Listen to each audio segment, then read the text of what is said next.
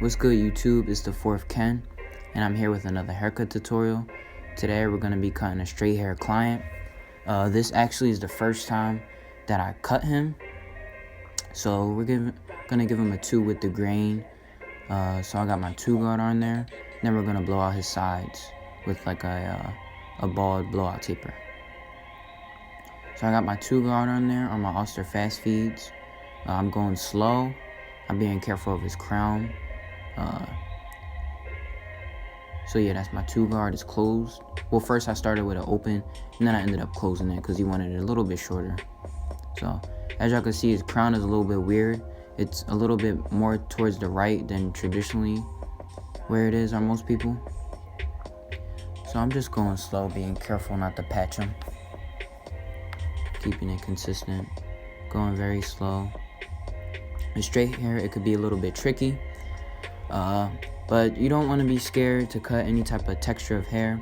You got to get experience with all of them to make money consistently. So we're going to kick this blowout out.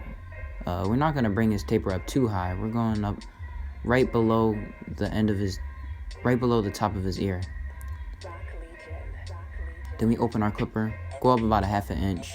We're working in a small area, keeping it very small. You don't want to bring it up too high. Then it's halfway right now. Playing with that lever, flicking out that line real quick. Then we put our 1 guard on there. Doing the same thing, not going up too high, about a ½ inch.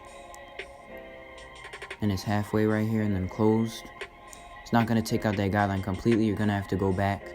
But just be patient. The line will come out if you follow these steps. That's our 0 guard on there, about halfway. Not flicking out, just going straight up. Right there, I'm flicking out just at the top. So then we grab our Oster fast feeds once again. No guard, playing with the lever. It's probably at like, it's open, but I put it up the 1 notch first. So we grab our 2 guard, flicking out. This is the most important part. You want to flick out, and then we get our 3 guard. You want to flick out also. If you don't flick out, you will create another line, a bulk line. It will be harder to take it out. So then we put our 1.5 guard. Technically, this is a 0 guard on a Speedo guide, but I like to call it the 1.5. So it's closed right here, flicking out the top of that taper, blending from the 2 to the 1. And then we grab our 1 guard, go back in there with lever open, playing with that lever, flicking that line out. Going around his ear, just to make sure everything's crispy when we come back with my liners and line everything up. But as y'all can see, my client has a little bit of bangs, so before we line him up, you want to make sure to cut your client's bangs down so that the lineup can be crispy and that within a few days the lineup won't grow out or won't look sharp once he puts a hat on or something like that. So we're starting our guideline on the back of his neck. It looks crooked now, but once I do lever open, it'll look a little bit crooked, but I'll straighten it out eventually. So then we got it halfway. You can make your guidelines in the back a little bit high, because you want to make that taper noticeable. You don't want to keep it too low. You don't want to take it up too high, but you could bring it up considerably a little bit, like about medium. So as y'all can see, that line's basically gone. So we grab our 1 guard, not flicking out, just going straight up. Now with the 1 guard, you don't want to go too high, but with lever open, you can go a little bit high. But with your 1 guard, you don't want to go too high. Because the 1 guard, once you're done with the 1 guard, that's the end point of your fade. Because from that top, you want to flick it out. Whether it's on a high top, a drop fade, or a blowout like this on straight hair. So it's closed right now. I did put it halfway, but for not that long. Now it's closed. Trying to get that line out, not flicking out, just going in the direction that the hair grows. On this side, it grows sideways, so I'm going that exact way. So we grab our 0 guard, doing the same steps that we did on the other side. It's halfway. Then we close it, hitting it with the corners of our blade and our guard, opening it back up, playing with that lever, just making sure that line's completely gone so that the fade can look the best it can.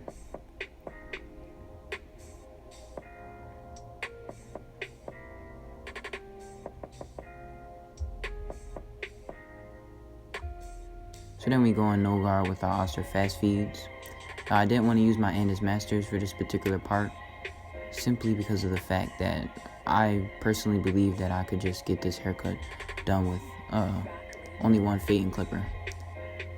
Of course, I used the liners, but the fade part and taking the hair down, you don't need 10 clippers like most barbers have. You only need one pair of clippers.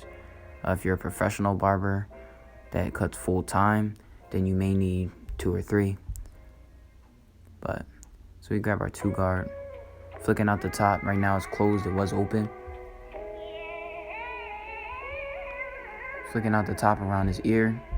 Then we get our 0 guard for the speedo guides. In reality, as I said before, it's the 1.5 guard. But if you guys want to go pick up that guard, it's called the 0 guard. So here's the other side. I sped it up so you guys can watch it.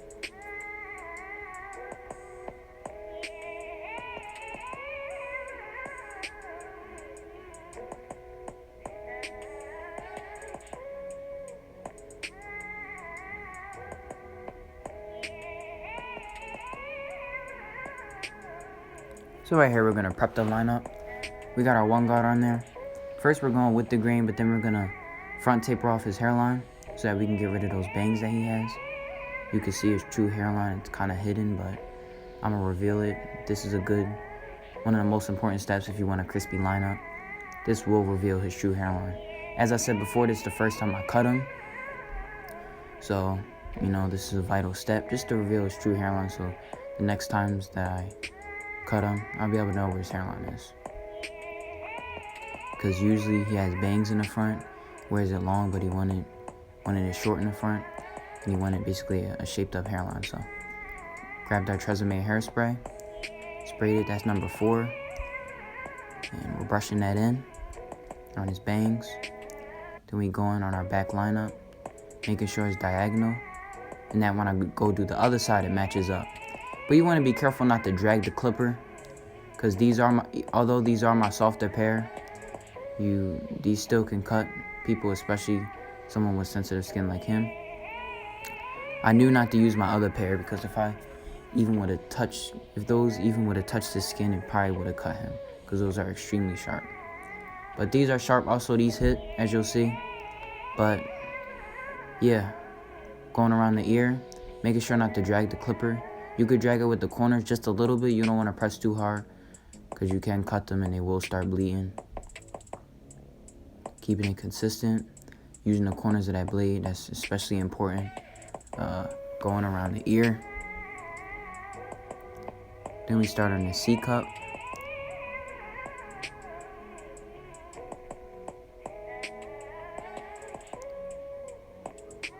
Y'all could pay attention to the way I do my C cup. I like the way I do it. I do it in a way so that it doesn't look stupid when you're front facing them. Look straight, and it also looks straight when you're looking at it from the side like this. So I'm balding out the bottom of his taper, shaping it up. Then we go ahead and do his corners. I'm doing my trick that I always do. I'm probably going to do it in every video. I'm slanting the clipper, so his lineup won't look like a hexagon when you look at him straight on. Then we jump into the other side, doing the same thing, same steps.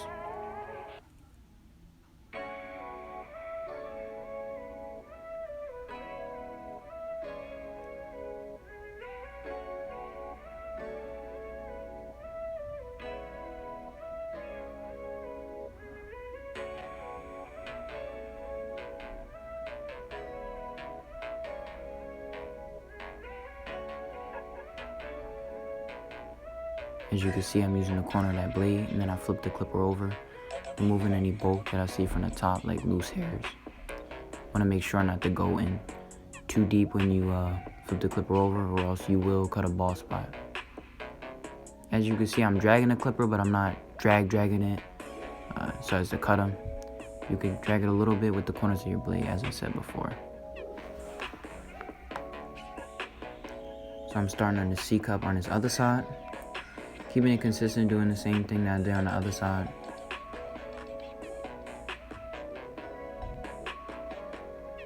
Always want to make sure your client feels comfortable. Never want to be turning his head to where it hurts his neck.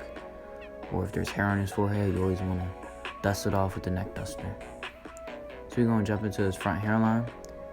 As you can see, I left some hair there. I'm keeping his hairline as natural as possible without taking him back, although there is that patch of hair there. As I said before, this is the first time I'm cutting him, so I'm not taking him back. This is actually his natural hairline, but you know, this is usually he keeps the front natural, but this time we switched it up since it's the first time I'm cutting him. So go ahead and go on that other side. Using the corners of my blade, you always want to make sure not to cut your client's eyebrow. I made this mistake of that. I did that before. I actually did that to myself, and I lined myself up, cut my eyebrow. You don't want to drag the clipper. Use the corners. Like if this client, he has room to work with on his forehead, but on clients with smaller foreheads, you know, it may not be that much room to work with. Just want to be careful.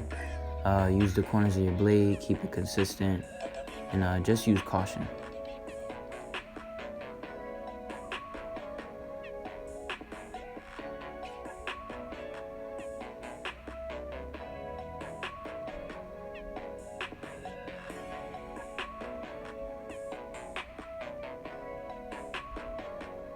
Just re-edging him up, cleaning up the bottom of his taper on all three sides. And we're gonna go in. This is also one of the most important steps, the freehand. It just connects all the dots. It connects the whole haircut, brings it around to a full 360. It's a great finishing touch. I said this in my other videos. I'm cutting a lot off his crown because it was sticking up. That's how his cowlick is in the back. But being sure not to patch him or cut it unevenly. So YouTube, this is the cut. I hope you all enjoyed it. Leave a like if you enjoyed it. Comment any questions, concerns you may have. Please share this video. Help my channel get more views and more subs. And I appreciate y'all for watching. And don't forget to follow me on Instagram at The4thKen. And add me on Xbox One if y'all have an Xbox at The4thKen also.